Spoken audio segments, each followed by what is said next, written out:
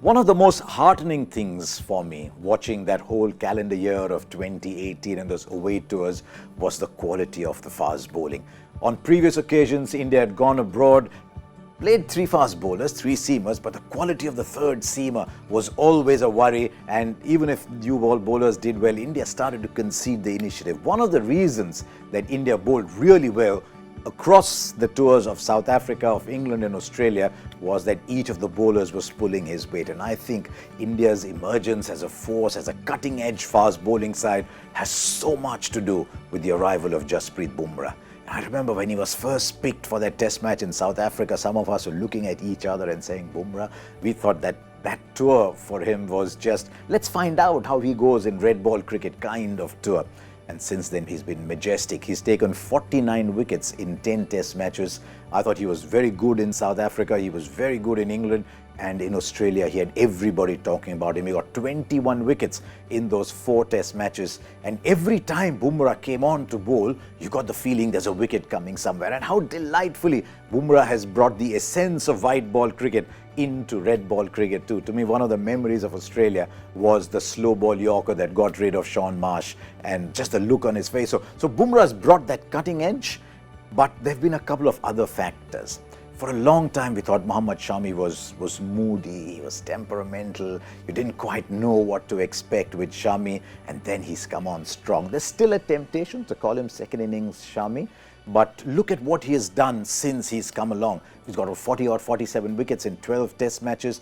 But what he was doing was giving India a wicket-taking option with the old ball. And so you've got Bumrah, you've got Ishant, and then Shami comes back, keeps the pressure going. In the second innings, the ball starts to reverse a little bit. Mohammed Shami is around. But I think one of the big factors has been the return of Ishant Sharma. Yes, since 2015-16, he'd been doing all right. But at the start of 2018, Ishant Sharma had played 80 test matches. And a lot of us were saying that's long enough. Long enough just for a whole career, but long enough to say I'm one of the greats of Indian fast bowling. He wasn't. But what he has done very successfully is to emerge as a long spell bowling third seamer. Sometimes he takes a new ball. He's himself got 37 wickets in 10 test matches, but he's given Virat Kohli that solid option of someone who can just give you a long, tight spell.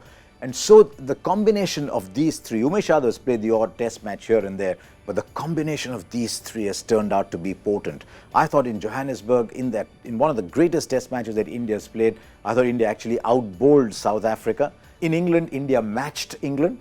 India got 61 wickets, England got 70, but that was largely because India's batting just fell away as you went along, giving England a lot of easy wickets. But it was in Australia. You had Stark, Cummins, Hazelwood. At the start of the series, they were considered to be the best fast bowling attack going in the world. And yet India comprehensively outbowled them. Economy rates were better. Most important, averages and strike rates were much better. And that is when the world really looked up and said, right, these three bowlers, they're something else. Now, the wickets in the West Indies are a lot slower, but Bumrah can bowl longish spells, Shami can bowl long spells, they bowl cutters, they bowl seamers. When the ball stops swinging, they can do that. They get the ball to reverse and they can bowl impact spells. And one of the reasons I think India start favourites is this trio. It helps India that if you play Ashwin and Jadeja, you've got the all-rounders, you've got 5 bowling options, you've got batting till number 8, it leaves these three to do what they're good at.